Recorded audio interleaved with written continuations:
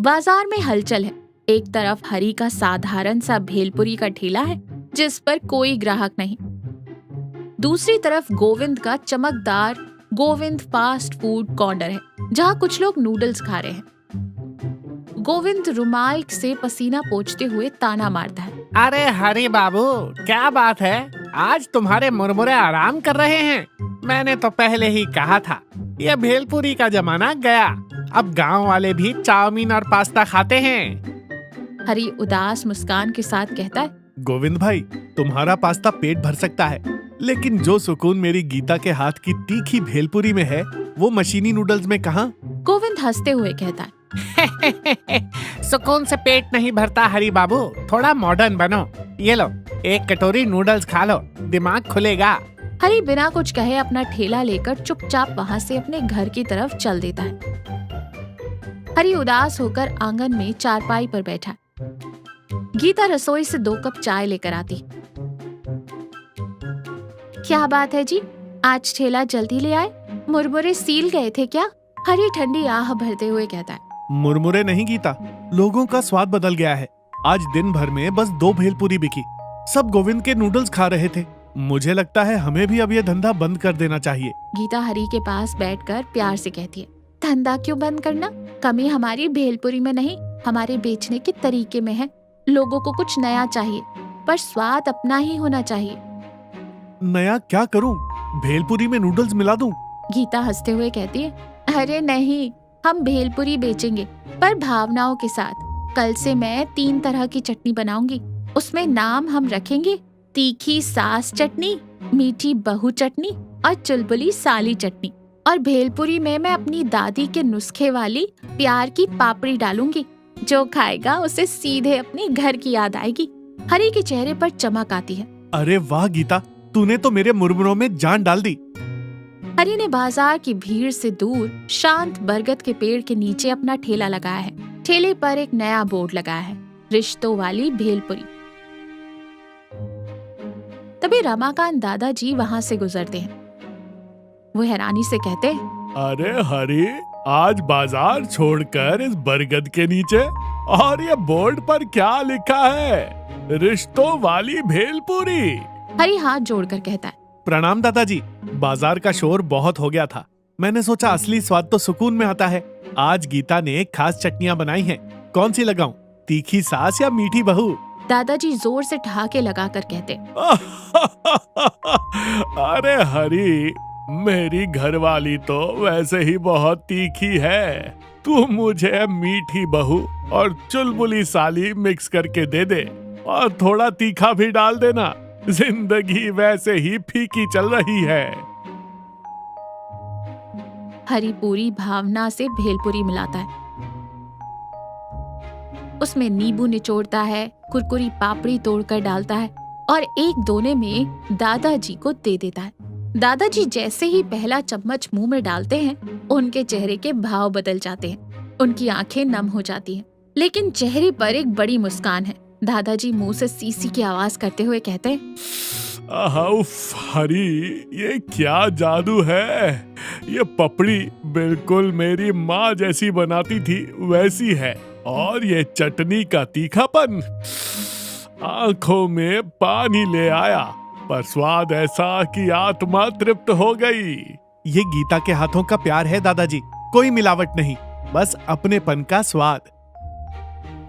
हरी, परसों मेरा 70वां जन्मदिन है। मैंने कुछ खास लोगों को दावत पर बुलाया है। दावत की शुरुआत तेरी इसी रिश्तों वाली भेलपुरी से होगी। ये मेरा ऑर्डर है। हरी खुशी से गदगद है। जी दादाजी, मैं कोई कसर नहीं छोड़ूंगा। गोविंद अपने नौकर के साथ दादाजी के घर आता है। उसे लगता है कि दावत का सारा ऑर्डर उसे ही मिलेगा। प्रणाम दादाजी, कहिए दावत में क्या क्या बनाना है? स्प्रिंग रोल, नूडल्स या इटालियन पास्ता? मैं सब एकदम नंबर 1 बना दूंगा। दादाजी मुस्कुराते हुए कहते, गोविंद बेटा, खाना तो घर की औरतें बना रही हैं, बस बाहर से मुझे एक स्टार्टर चाहिए था। गोविंद गर्व से कहता है, बस स्टार्टर? तो बोलिए, मंचूरियन लगा दूं? नहीं गोविंद, मैंने हरी को भेलपुरी का ऑर्डर दिया है, वही इस दावत की शान होगी। क्या हरी की वो पुरानी भेलपुरी? दादाजी, आपकी दावत में बड़े बड़े लोग आएंगे, वो मुरमुरे खाएंगे। मेरी बेइज्जती हो जाएगी गांव में कि मेरे रहते आपने भेलपुरी मंगवाई। दादाजी शांति से कहते, गोविंद, खाना वो नहीं जो सिर्फ देखने में अच्छा हो, खाना वो है जो यादें ताजा कर दे। तुम भी आना दावत में, समझ जाओगे। आंगन में हल्की सजावट है। 15-20 खास लोग बैठे, कोई भीड़ भाड़ नहीं है, सब शांति से बातें कर रहे हैं। एक तरफ हरी और गीता साफ सुथरे कपड़े पहने भेलपुरी बना रहे हैं। गोविंद भी वहाँ एक कोने में मुंह फुलाए खड़ा है। दादाजी सभी मेहमानों से कहते, भाइयों, आज की दावत की शुरुआत हम किसी विदेशी खाने से नहीं, बल्कि अपने हरी की रिश्तों वाली भेलपुरी से करेंगे। हरी सबको भेलपुरी परोसता है।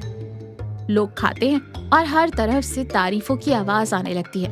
अरे वाह, क्या स्वाद है, बिल्कुल घर जैसा। ये सुनकर हरी और गीता की आंखों में खुशी के आंसू आ जाते हैं। हरी एक दोना लेकर गोविंद के पास जाता है। तो देखो, इसमें गीता की मीठी बहू वाली चटनी है। गोविंद हिचकिचाते हुए दोना लेता है। मैं ये सब नहीं खाता, पर दादाजी ने कहा है तो चख लेता हूँ। गोविंद जैसे ही एक चम्मच भेलपुरी खाता है, वो रुचि खड़ी है जो रो रही है। रात को मेरे खेत में तुम लोग आए थे ना, और मेरा शेरू कहाँ है? अगर उससे कुछ हुआ तो? तभी अंदर से शेरू दौड़ता हुआ आता है और चंपा के पैरों से लिपट जाता है। चंपा रोते हुए शेरू को गले लगाती है। ओह मेरा बच्चा, तू ठीक तो है ना? रंगा राहत की सांस लेता है और फिर गुस्से में तीनों को देखता है। तुम लोगों ने मेरे कुत्ते को चुराया। इससे पहले कि रंगा डंडा उठाए, कंजूस पायल तुरंत एक कहानी करती है और भावुक नाटक करती है। नहीं रंगा भैया, हम तो आपके गुनहगार नहीं, शेरू के रक्षक है। वो चबाता है और धीरे धीरे उसकी आंखों से पानी आने लगता है। वो तीखेपन से नहीं, बल्कि स्वाद की शुद्धता से हैरान है। हरी, सच कहूँ, पिछले 5 सालों से मैं सिर्फ विदेशी मसालों और सॉस के डब्बों में उलझा था। मैं भूल ही गया था कि अपने हाथों से प्यार से बनाए खाने का स्वाद क्या होता है। तुम्हारी इस भेलपुरी ने मुझे मेरी नानी की याद दिला दी। हरी मुस्कुराते हुए कहता है। गोविंद भाई, बदलाव जरूरी है, पर अपनी जड़ों को भूलकर नहीं। नूडल्स भी अच्छे हैं, पर भेलपुरी हमारी पहचान है। गोविंद हंसते हुए कहता है। आज से मेरे ठेले पर भी एक शर्त रहेगी हरी बाबू, जो नूडल्स खाएगा उसे पहले तुम्हारी भेलपुरी का स्वाद चखना होगा। हम दोनों मिलकर बाजार में स्वाद का नया रंग जमाएंगे। दादाजी ताली बजाते हैं और सब लोग हंसने लगते हैं। गीता खुशी से हरी की तरफ देखती है।